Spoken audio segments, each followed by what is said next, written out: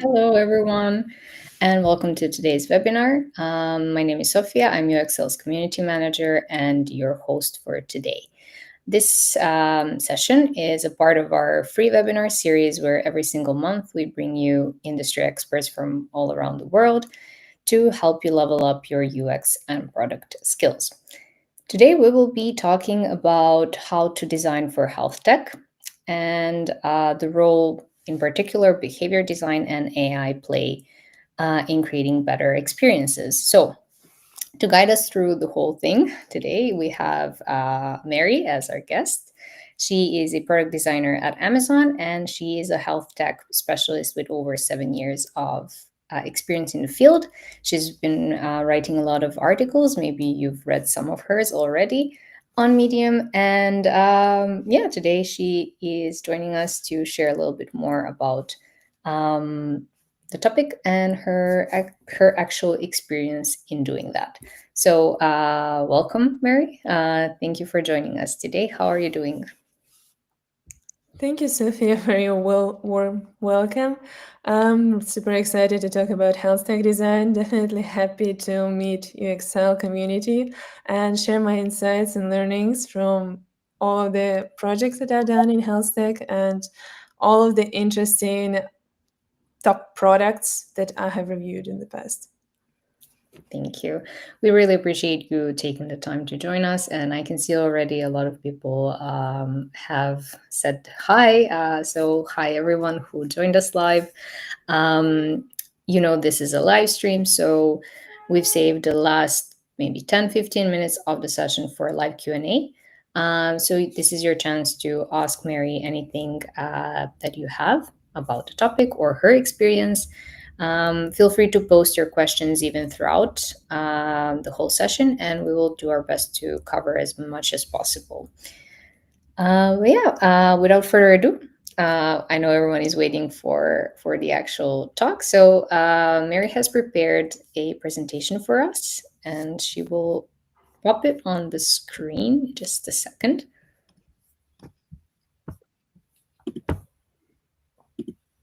Okay, here we go.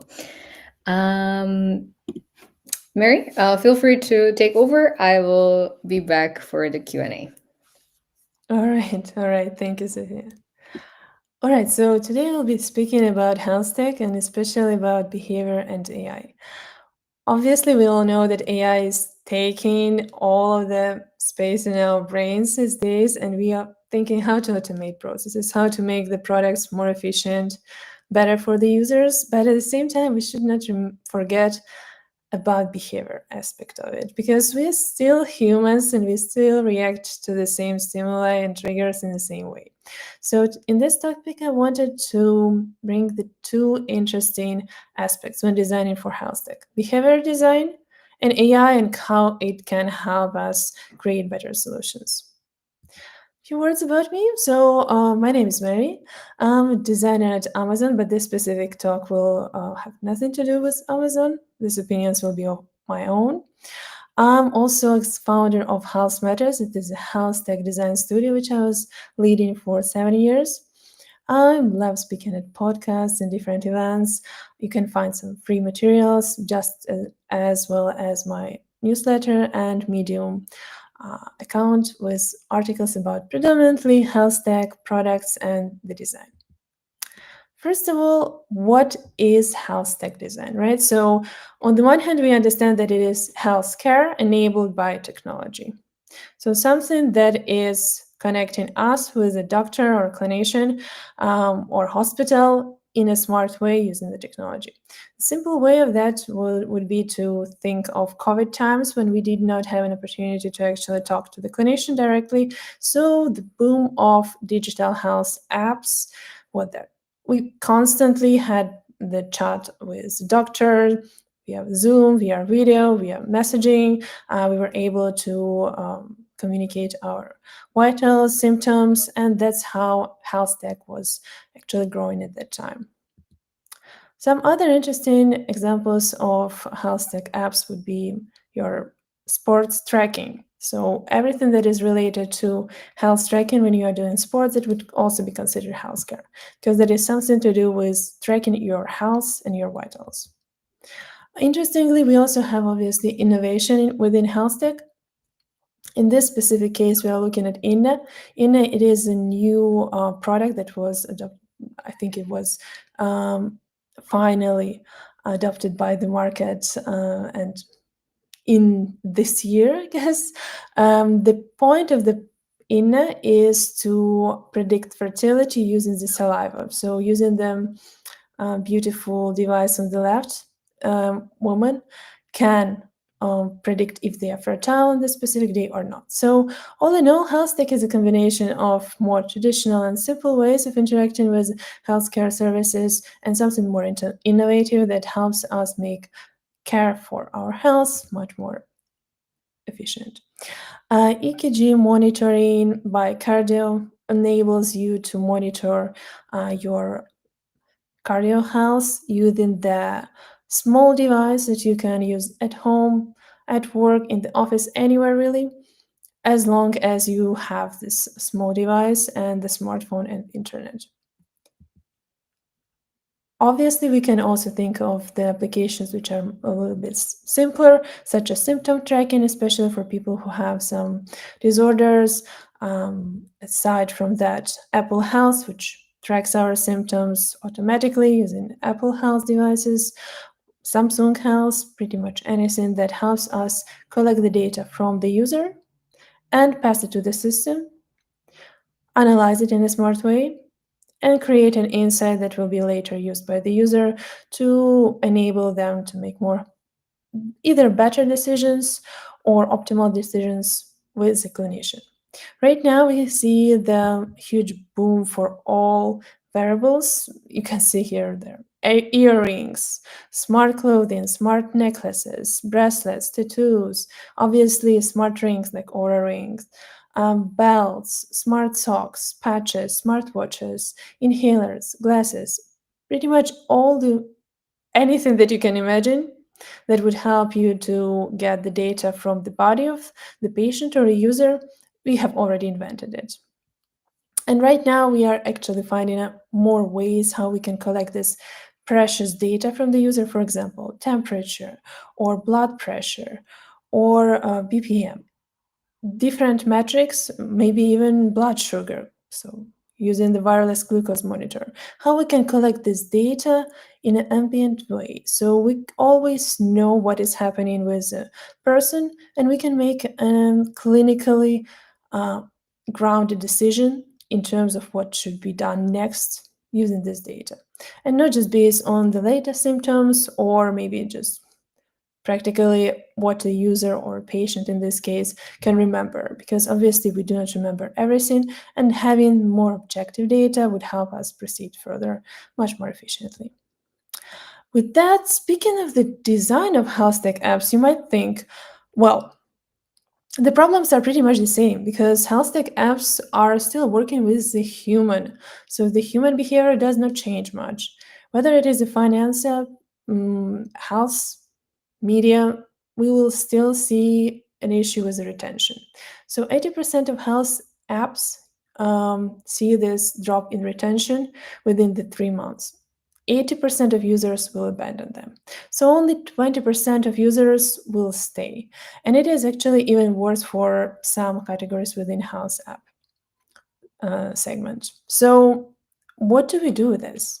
Because, for example, for fitness and nutrition apps, we can see only 3% of active users after 1 month. We practically are using 97% of users. How do we design the applications and products that will help us retain these users and help them change their behavior and see the results? Especially in healthcare, that we need to actually pay attention to the design of the product and the ethical side of it, because let's take a simple example. The application might be helping the user to track the medications they need to take on a daily basis, or maybe manage the medications, get medications in time. And 50% of prescribed medications are not taken as directed. Let's imagine that our imaginary application, helps the users with this problem. And if we lose so many users in the process of them adopting the application, well, we also understand that we are actually not helping these users take the medication in time. So there is also an ethical component and responsibility for designing the application that will actually help a person feel better, live longer, experience less pain, and that is on us. That is our responsibility and privilege to be able to shape such an experience for many people. Um, Thinking of health and pretension, pretty much all of the segments will see exactly the same curve. So the number of days from installation in this case is 30, and we will see that it's very rare for the application to see more than 10% retention. Which brings us to a question. So why? Why do people just drop off? Why is it happening? Why do they abandon the app? Obviously, the reasons across all applications would be the same. Motivation, lack of motivation. At first, I'm interested in using the app. In 1 month, I just don't care. I don't want to use it anymore. I was curious about it. And then in 1 week, I'm not interested anymore. But with health, we also have a few different unique challenges. First of all, those are habit changes, which we'll focus on today, health anxieties, and fears. And these are some of the aspects that healthcare designers, especially designers working on B2C, so applications for patients, for um, end users, should keep in mind. Speaking of behavior design, as you can imagine, all health behaviors need consistency, right? So you cannot see the result of your health program in 1 day, 1 week. It's impossible. Let's imagine we are speaking about weight loss programs or maybe even fitness programs. It's unlikely you will see any result until at least 30 days, in some cases 60 or even 90 days. So this means that we need to design the application so user stays for longer while the behavior is shaping, and they are making this behavior consistent. They're becoming almost they're making this behavior almost a part of their normal life. So, with the problem of delayed gratification, meaning that the gratification will come in 30, 60, 90, maybe even 1 year, we need to think of different mechanism how we will be engaging the user. Can we give them immediate rewards? And in this way, we will mitigate the issues related to delayed gratification. How do we design this effective B2C healthcare products? That is a question that we'll be trying to answer in this conversation. And we will start from my favorite BJ's Fogg Tiny Habits behavior model. Practically, we have three components of behavior change. We have motivation, ability, and prompts. Motivation is quite simple to understand. Let's take even weight loss as a simple example. I'm motivated to lose my weight because either my doctor told me so, or I feel like I want to feel better, I want to look better, I want to improve my vitals. Either way, my motivation is quite high at the very beginning. Ability. Ability is, in this specific case, is relatively high because, as we all may imagine, it's not very easy to just cut food intake or change my eating habits or work out more. In this specific case, I'm not speaking about any medications that are taken to help weight loss, right? So we are speaking only about behavior change. Prompts.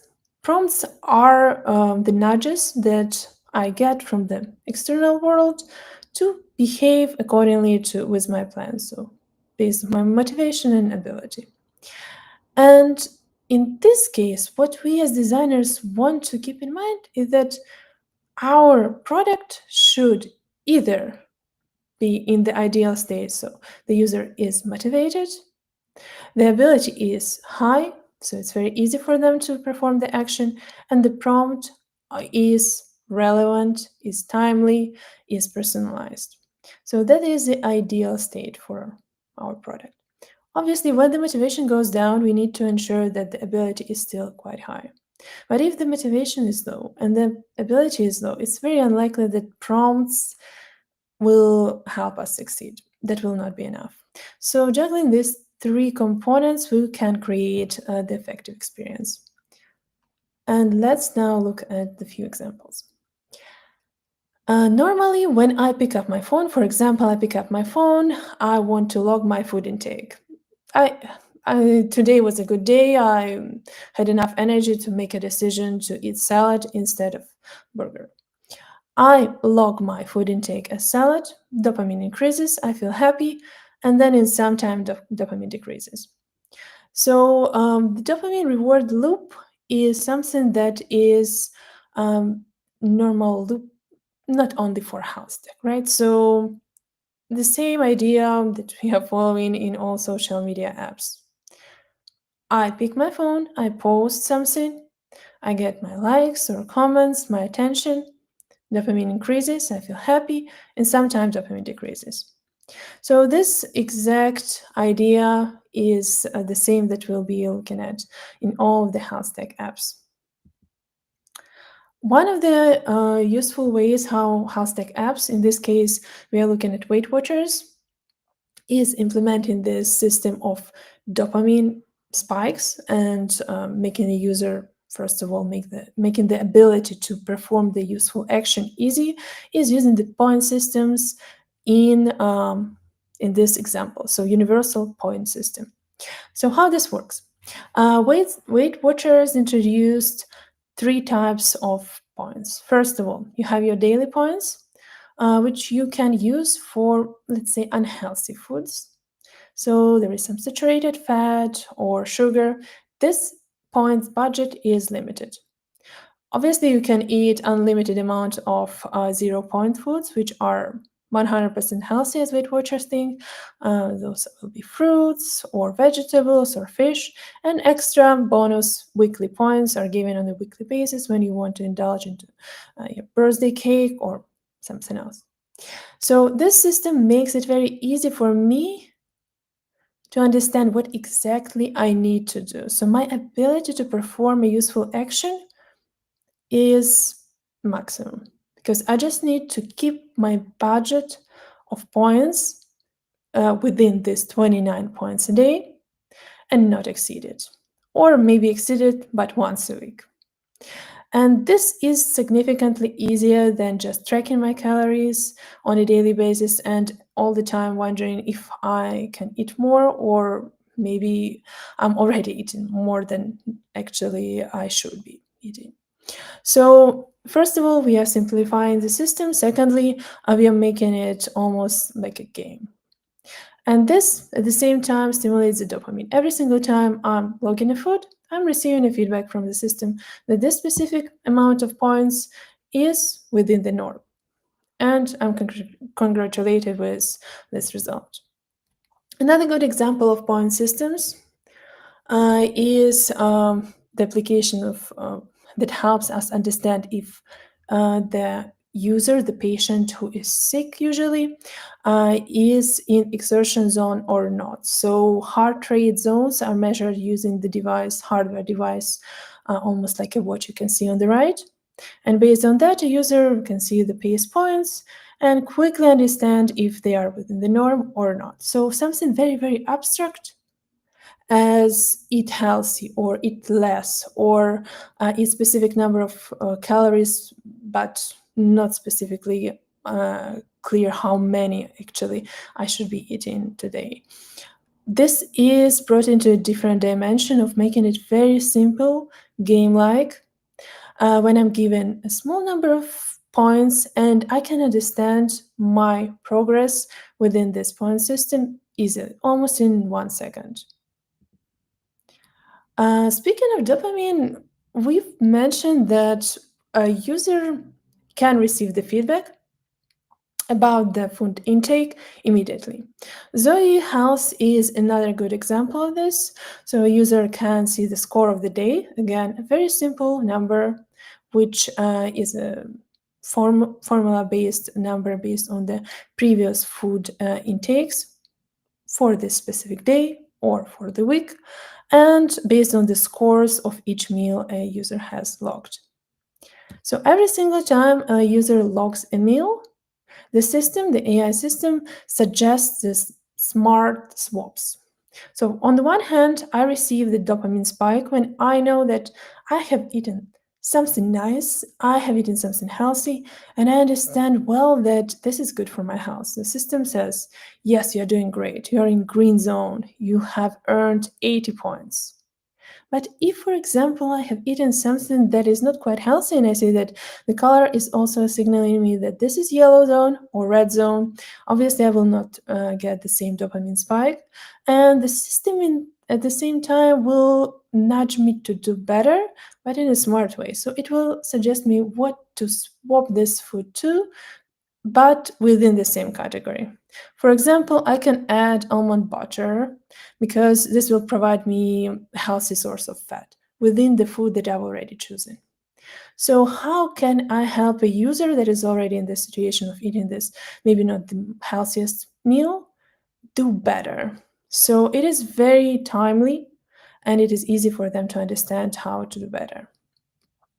Speaking of timeliness, Flow top period tracking application also nudges us with helpful insights and insights around our previous data, around our symptoms that we have logged, and our predictions from the future on what could happen next.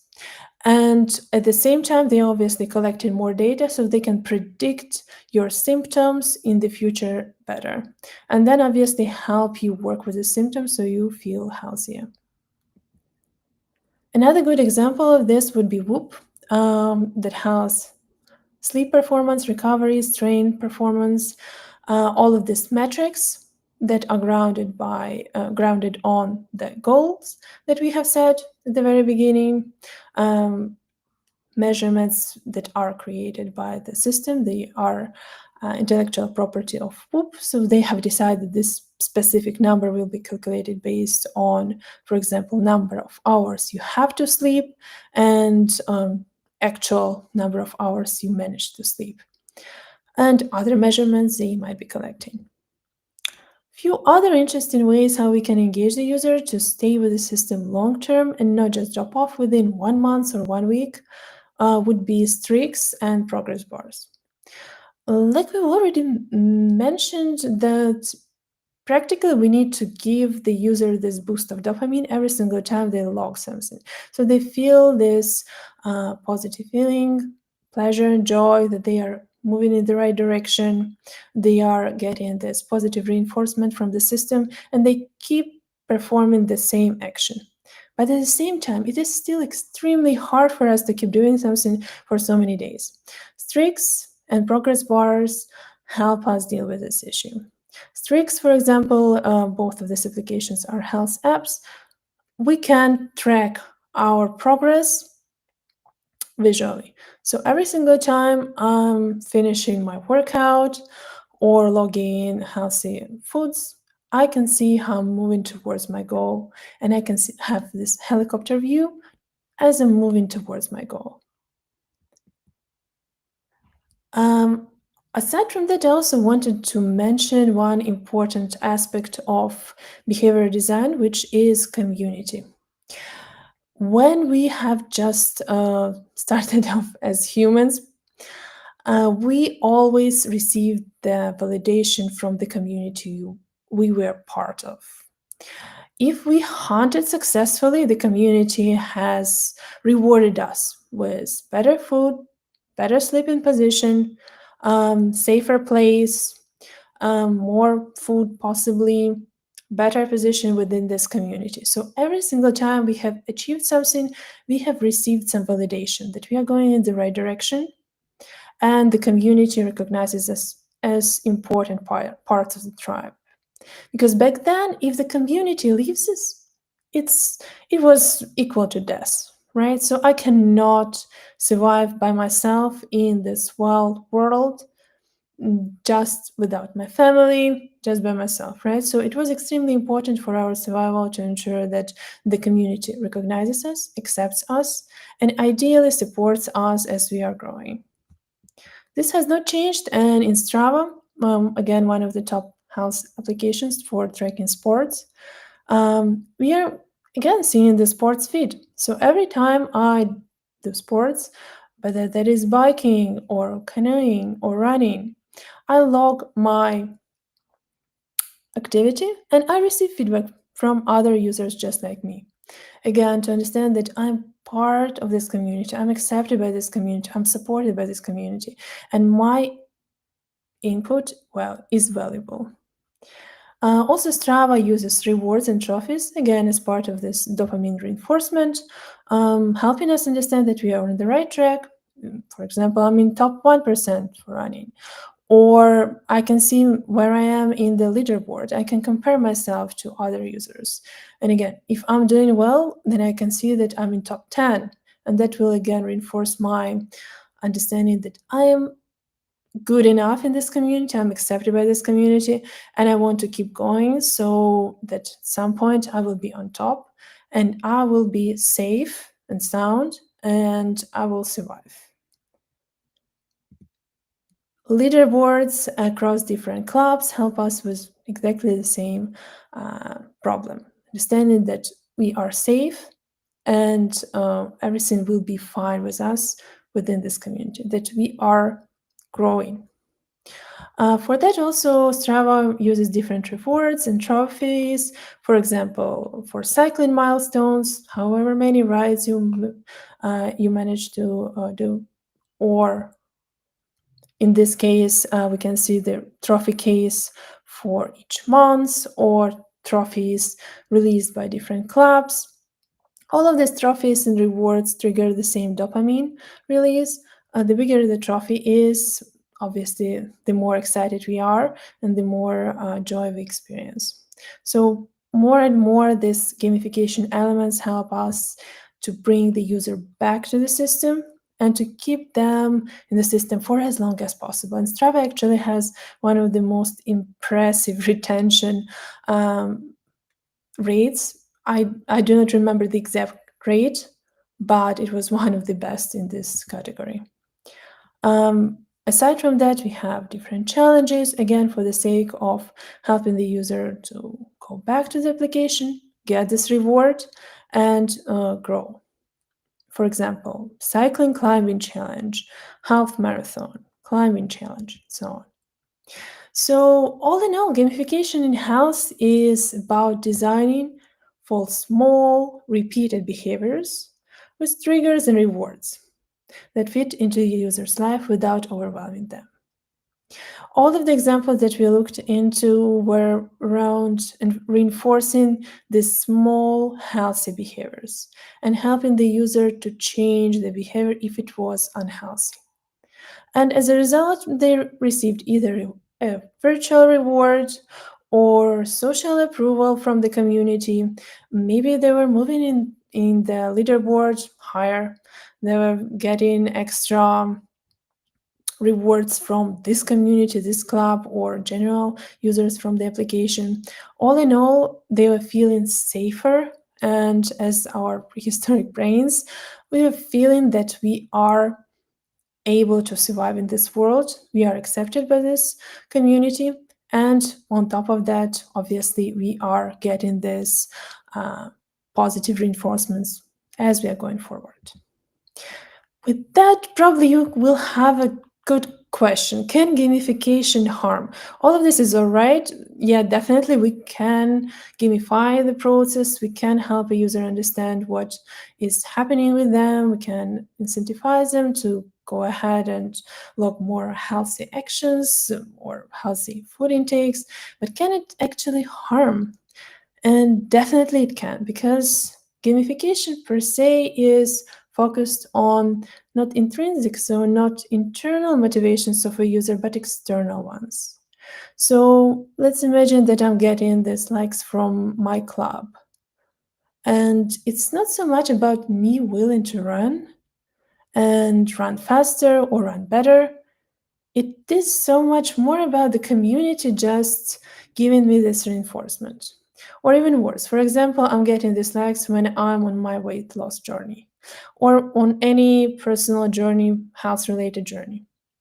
When I want to be focused on my health, my personal goals related to this health, I might be distracted by the community reinforcement, or I might be distracted by these points, which actually simplify the system to an extent that might be a little bit too much. So, how can we balance this out? There are qualitative and quantitative measurements which we can balance out, obviously. So, we make the system not one dimensional when we are, for example, asking a user to log their mental health symptoms, but we also poke them to explore more, to tell us more what is behind this specific day or emotion or feeling or symptom or anything that we are actually collecting using this app. So it's not one dimensional, but we are actually understanding the underlying uh, feelings around it. So, with that being said, also AI can be a huge help in this. So, we can also think about adaptive coaching based on the goals that this specific user has set on their internal motivations. For example, I want to lose weight so I look beautiful on my wedding, or any other goal. For example, I want to lose weight or cut my sugar intake so my I do not have these glucose spikes. And as a result, this AI coach will help me and will remind me about this specific personal goal that I have. And this will be significantly more, first of all, important to me to keep myself connected to the goal. Aside from that, it will always bring me back to why I have started. It will help me remember why I am on this journey, which is not easy at all. And aside from that, obviously, it will help me stay connected to myself, not only to the community, which reinforces my running, which obviously may give me kudos and likes, comments, and other support, which will be useful, but it will be external. And not always external is the only way that we can get this support. Sometimes the only thing that we have is internal push. Adaptive coaching using AI can also happen as I'm running. For example, in this example, you can see keep going ads. So we can use AI voice that will understand that we are struggling in this specific moment. We are not running as well. And this AI coach will remind us again about our goals, or maybe just will support us as a human. So, with that, I understand that not all of us are health tech designers or designing in healthcare, but the quote that I like is to know even one life has breathed easier because you have lived, this is to have succeeded. And even if we are not designing for healthcare, we can still design experience that will help a human, a person breathe easier, have a better life. And this is our responsibility and our privilege to have this chance to affect somebody. Thank you very much.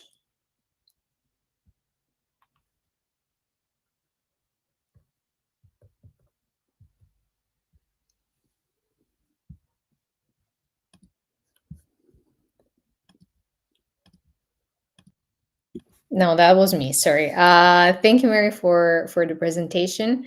Now it's time for the Q&A. So if you have any questions about health tech design or what you've just heard Mary share with us, feel free to post it. And actually, we already have a few that I would love to bring up on screen if you are ready.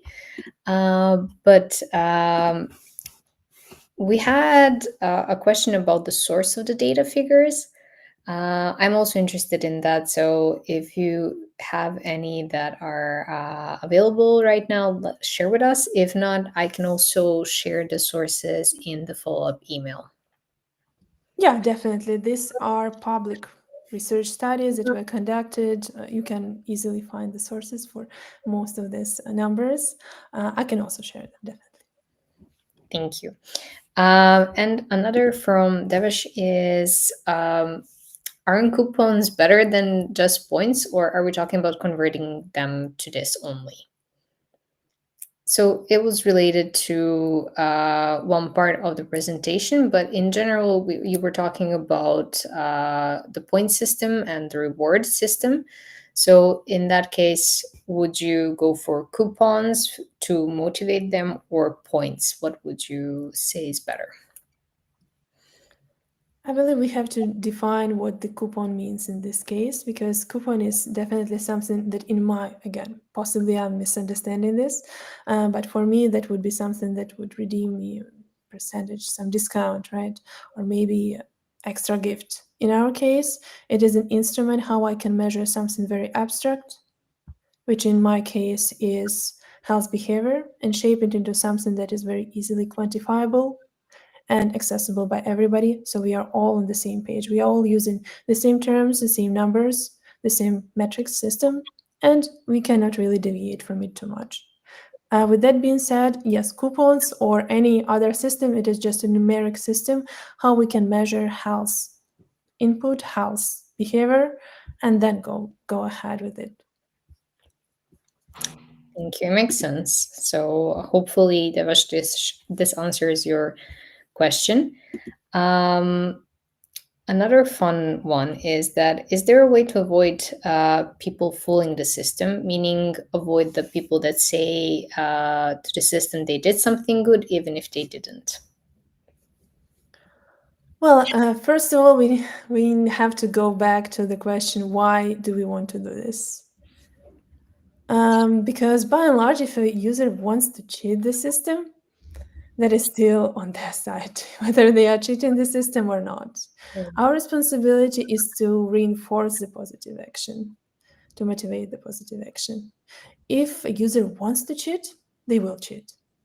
If we introduce extra policies or not, they can still cheat. It's impossible not to, right? So I would shift the perspective from ensuring that the users do not cheat to how can we motivate them not to cheat, but to be interested in intrinsic, like I mentioned earlier, internal motivations. So they would be interested in pursuing their own goal rather than getting something from the system that would be a bonus point or like or something else. Because again, we know so many examples when users were not running, but put in something on a treadmill, right? So there are definitely many ways how you can cheat the system, but how you as a designer can motivate a user to actually run and not just get the bonus points, because that goes back to this harm versus benefit side that I mentioned.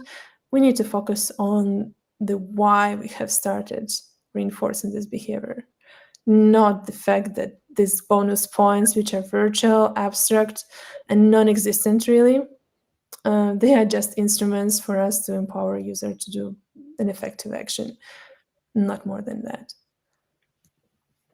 So, in a nutshell, if a user wants to cheat the system, they will cheat the system, but we should find ways to encourage them to actually do the thing that's good for them, right? Yes, to remind them why they have decided to actually pursue this behavior change as much as possible and help them stay on track within that. Okay. Thank you. And Joao, hopefully this answers your question. Thank you for the question. We have one very loaded question that I just need to process if it's something we can do. Okay, let's maybe answer the first one. So, how can we know the regulations, compliances, and accessibility that must be followed for different countries when it comes? Yes, first of all, for freelance, I would say I have always worked with clinical boards, with legal boards, And in this case, you cannot know all of the regulations, licensing, compliances, and all of the other legal aspects. Even more, you should not. As a designer, your responsibility is to design the product. If there are certain requirements within the regulations, compliances, privacy policies, they should be communicated to the designer by product person or somebody who is working on that side of the product equation, right? So our responsibility as designers is to help the user achieve the action.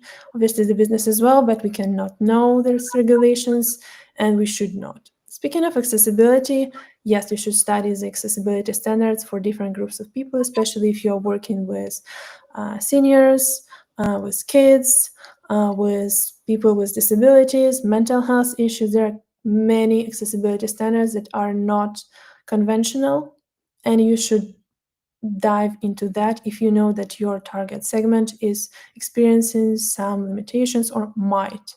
Especially if you are designing for large groups of people, certainly you have to dive into that and ensure that it is accessible. But that is a huge separate topic in itself. Thank you. Thank you, Mary, and thank you, Sam. We still have some time. So this is again a big question, I guess. But perhaps we can point the user to point the viewer to maybe one or two strategies that can help improve user retention in B2B health tech applications. That's a great question because we have not touched B2B health tech applications in this conversation at all. If you're speaking about B2B, I will probably give a short intro of what B2B might look like in health tech. We might be selling our solution to the hospital. So the doctor who is using medical record software to manage the patients. Or maybe it is a doctor who uses our software to analyze the records of a patient, EKG, anything, right? So decipher that. Or it might be selling the software to the lab to analyze a lot of data and process it. So there are many different cases. I'm not entirely sure if user retention is as simple to answer within such a small amount of time, because that is very different than what we have been exploring in the last hour. For user retention here, that would be in a nutshell, first of all, doctor satisfaction and efficiency of the solution within the current clinical workflows, meaning that how much our solution actually speeds up the process, at the same time following the clinical guidelines and giving the doctor the maximum that they need within the shortest amount of time possible. But that is, again, just one of the examples of B2B health tech. It can be much more than just working with a doctor, helping them optimize their workflows. Thank you, Mary. Makes sense. Let me see what else we have some time left. So a little bit different, but Patricia says that if you're a junior designer hoping to work in health tech, how would you specialize in learning about health tech? Is there a specific qualification needed? That's a great question because it largely depends on where exactly you live, so which country. I would say if you live in the US, you're very lucky. If you want to work in health tech, most of the health tech companies that I know of, they are based in the US. If you work in or live in European Union, situation is very different. There are not as many health tech companies, primarily because the market is not private but state. In the UK, situation is a little bit better. Yes, we have some private companies, many more than in European Union, but still not as great as in the US. So if you work in the US, technically you have exposure to many health tech opportunities, many jobs within health tech for junior, middle, senior designers. And answering your question, if you hope to work in this industry, I would definitely start working and copying and understanding how the top applications work, because health tech is very unique field. you might need to know something specific about it if the company is interested in a person passionate about health tech. Sometimes it is not the case. They are just looking for senior product designer who can also work in health tech. But if you are not, then it would be definitely beneficial for you to create a portfolio around health tech cases and specific qualifications in health tech design. There are some courses, but all in all, I would definitely say just learn using the free resources, learn how applications actually work, because product design is changing very quickly, and I'm not entirely sure that this qualification certifications and other courses from universities will actually help you get the skills and knowledge that you will be able to apply so soon. Because as of now, that would be the combination of AI still and health tech knowledge. And yes, if you remove health tech or AI, you will be lagging. And unfortunately, not many courses will help you with both health tech and AI. So you will have to do it by yourself. Yeah, so speaking of, if you are hoping to work in health tech, how would you specialize in learning? Part of question, I would focus on health tech apps, portfolio case studies of other designers who have developed these apps, how exactly they were thinking, and creating your applications if you can from scratch to introduce to the committee. Thank you. And for the last question for today, from Jamie, we're speaking a lot to user motivation, which can be a short term endeavor since being motivated is hard to maintain. How can we possibly keep a user's inspiration to help them? Right, yeah. So I would say probably half of my talk was focused on user motivation and different strategies to help a user be motivated, not just short term. And speaking of motivation long term, definitely that is, like I mentioned earlier, that is definitely some gamification mechanics like streaks, possibly streaks and rewards that can be received on a weekly basis, monthly basis. Also, if we dive into gamification, there may be grades that a user is following as we are progressing ahead. That's 1 week, 2 weeks, 3 weeks, and so on.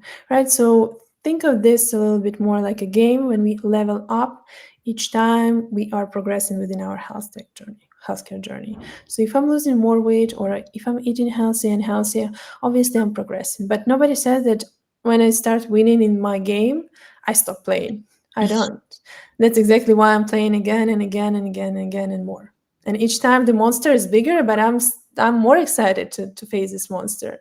Same with health. We start with small habits, small steps, and gradually as the user progresses, we make the monster bigger because previous challenges were not as big, right? So we can now actually face a bigger monster. And as short term comes to become a long term, we can actually inspire the user much, much better than with one small tiny action and one small dopamine high spike. Thank you. Thank you, Mary. Jamie said, keep it in front of them, is what I meant. Sorry. But I think your question nonetheless, I mean, your answer nonetheless answers their question that it is a gradual thing and that you start small with gamification and then you keep the user motivated long term. But yeah, with that, we're almost out of time. So I would love to thank you for joining us today. It was really great to have you on and to hear more about your experience, but also some really great techniques and strategies you shared. Thank you, everyone who stayed on until the very end. We will be sending you the recording and the resources in the follow up email. If you have some time, we would really appreciate your feedback. It will help us and Mary do better. And if you want to keep this conversation going, Join us in Uxcel's open free community. That's discord.gg/Uxcel. And yes, Mary, thank you once again. Huge thanks from the whole Uxcel team. Is there anything else you would like to say to everyone before we go off? Yeah, absolutely. Thank you very much for your time, guys. I really appreciate your interest in health tech because we need more designers who will be designing better products that will help people change their behavior and actually feel healthy and live longer and hopefully become much, much happier and live with less pain or no pain at all. So, yeah, I'm happy to help you. Please connect with me on LinkedIn. Also, I have free resources on my Medium or on my Substack. Feel free to follow those. And yeah, let's stay connected. And yeah, good luck with pursuing your goals within health tech. Thank you. You will have all of Mary's links in the follow up email, so please keep an eye out on that. And until next time, keep on learning, stay curious, and see you. Bye bye.